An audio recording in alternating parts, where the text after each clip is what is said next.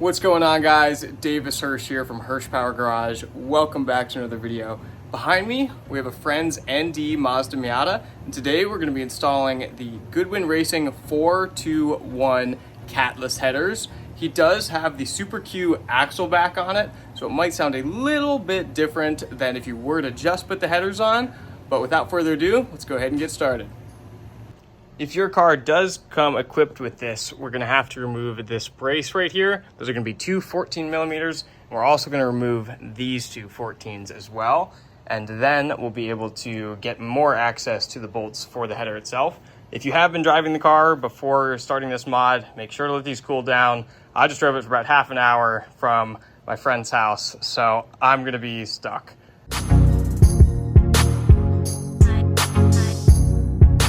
Start, we're going to have three 10 millimeter bolts on the heat shield. You can use these with just an extension on a ratchet.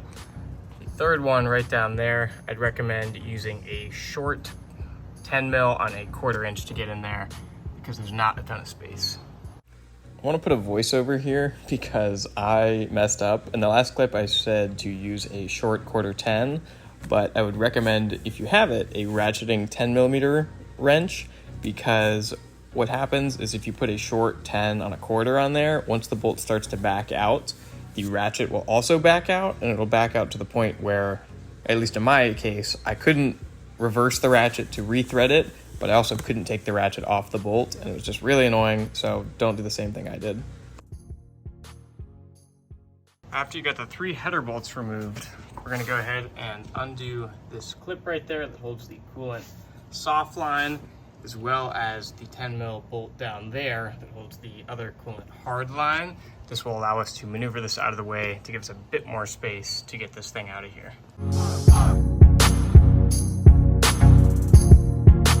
After you remove the heat shield, you'll have access to the 5 header bolts. You can see 1, 2, 3, 4, 5. Those are going to be 14 millimeters.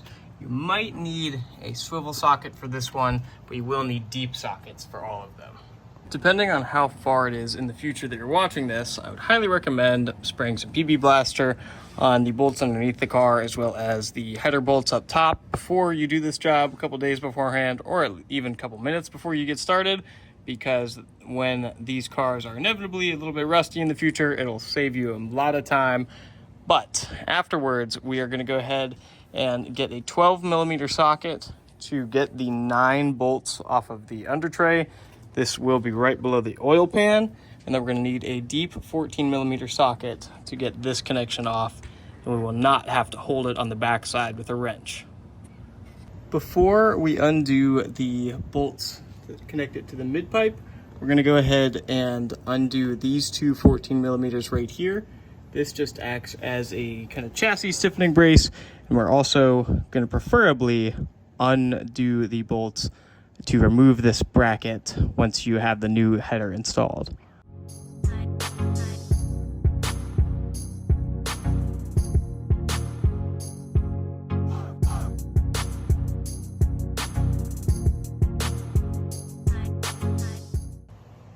As y'all saw just now, I got the 4 header studs out. I still have one threaded on, just in case when I am removing this, it's not gonna just collapse, shall we say.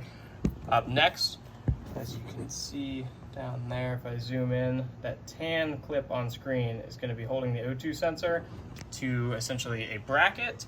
We're going to have to go ahead and get that disconnected, as well as disconnect the electrical connection, as you can kind of see on screen right now as I maneuver the camera in there. Obviously, we're going to have to disconnect that as well before we can pull the header out. Obviously, we're back underneath the car right now. If I zoom in, that is that tan clip that I showed y'all just in the previous clip. Right here in front of us, the gray adapter on screen is going to be the O2 sensor. If you're having trouble getting in there, what I like to do is wrap my hand around this and then go in there. But if you still can't get this loose, you can push down right here on this tab and pop it off the little holder, just like that. Then it'll give you a chance to spin this, and I can't do this with one hand, but you'd press down on this and then be able to disconnect the O2. Once again, we still will have to remove the tan clip once this is unplugged. If I stick my camera in here, you'll see that the tan clip is nearly identical to the clip that we used to disconnect the coolant hard line or the coolant soft line up top. It's just I'm having a little bit of trouble getting in there, so I'm going to use a pry tool or a pick to get that loose. And in case you don't have that tool or you just can't get your hands in there or something like that, you could go ahead and just simply disconnect the O2 sensor from down here and kind of let it hang there as you pull the header out. But that opens you up to potentially damaging it. So I'm gonna try my version first. Otherwise, I'll move on to the O2 version. Because I somehow don't have a perfect tool to get to the 14 millimeter on the motor mount from up top, most of you should have just a couple extensions and a swivel 14 that gets on there. I somehow could not make any combination of my tools work. So what I did is I took the wheel off and put the ratchet in here just like this. It does the job. You probably shouldn't need to do this, but in case you're in the same situation I am, this is how you'll go about getting it off. We have gone ahead and removed the motor mount connection to the car because we're going to go ahead and jack from the oil pan, but keep in mind you will need to disperse the load under pressure so you don't poke a hole in your oil pan. So I have a massive wood board underneath to do so. The reason we're doing that is to lift the side of the motor to tilt it so you have more accessibility to remove the OEM header as well as reinstall the new one. You might need to pull this out of the way, but obviously you'll play it by how your car is going to be set up and what's best.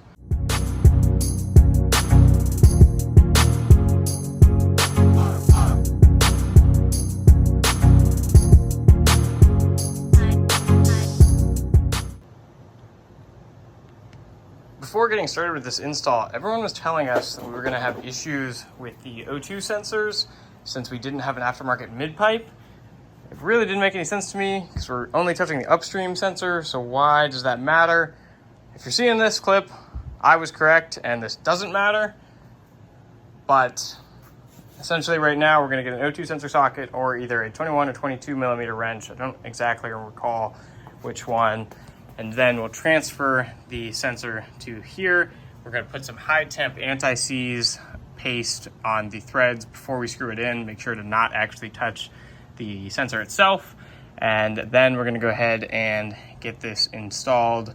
We will have to switch hardware. Honestly, I don't know what I was thinking because as you can see here, these studs thread right into this. So I'll have to run to Home Depot and get some bolts for that. But we're gonna go ahead and get this installed. If y'all made it this far in the video, I'd assume and hope you're enjoying the content. If so, leaving a like really helps the algorithm. I get it, people are annoying that ask for that, but I'd appreciate all the support below. Additionally, I hope y'all enjoy the rest of the video.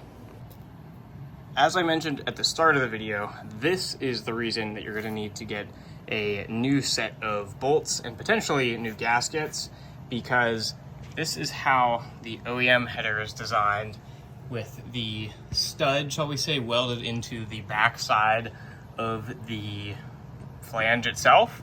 Here, obviously, we take this bolt. What's it threading into, you know? So we could go ahead and just get a second nut to attach to the other side, but it's just gonna be easier for us to get a stud itself and then basically remake the flange. And I'm gonna get a gasket down there as well, since this original style does not use a gasket, and I wanna make sure this is perfectly sealed.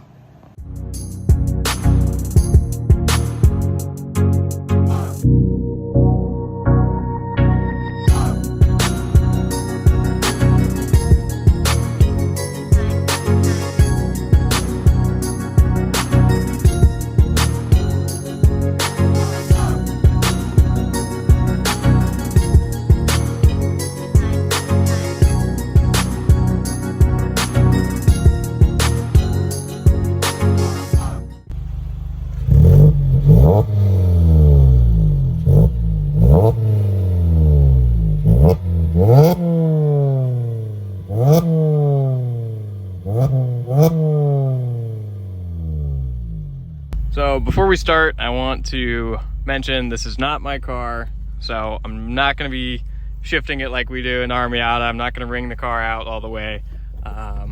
So in preparation for those comments, I figured I would let y'all know.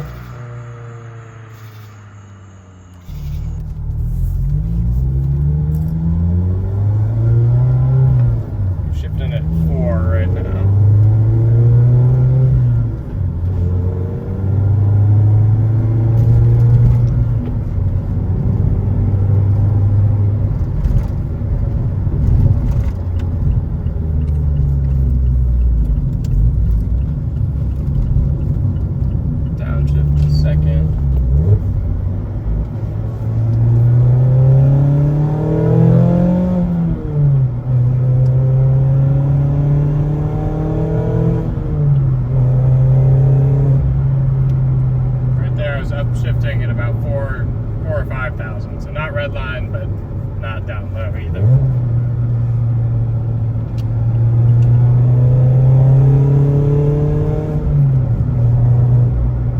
So up here we're going to get up to around highway speed 60, 70, and I'll throw it in 6th to show you guys there's not really any drone with this setup.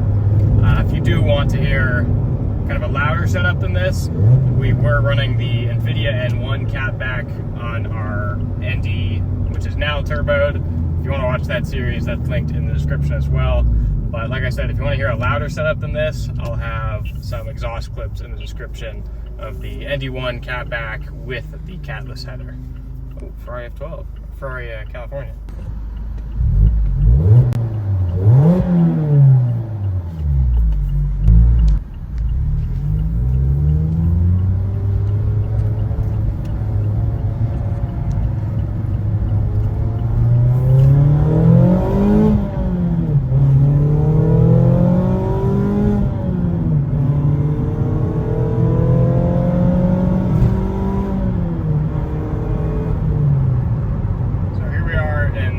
At 70 miles an hour, we're at about 2,900 RPM. I mean, as you can hear, there's no drone, there's no anything.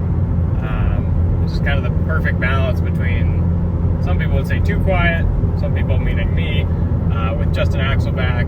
But on our old setup with the Invidia N1 and the catless headers, at this speed you'd have to go into 5th gear because the drone would be so loud.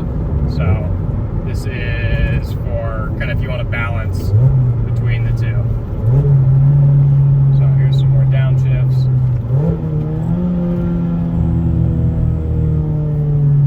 It's not the best downshift, but thanks for watching, guys. I hope y'all did enjoy today's video. If you do want to see more Miata content, We have a Turbo ND2, as well as the ND you saw today, and 2 more NAs that we feature on this channel. So stay tuned, stay subscribed if you do want to see more of that content. Additionally, if you liked the video, feel free to leave a like below. The algorithm would love that, as well as I would too. One last thing, if you do want to help support the channel, I don't have a Patreon up yet, but I do have my Venmo, Cash App, and PayPal listed below. So thanks again for watching, guys. I appreciate all the support lately, and I hope you all have a good one. See ya.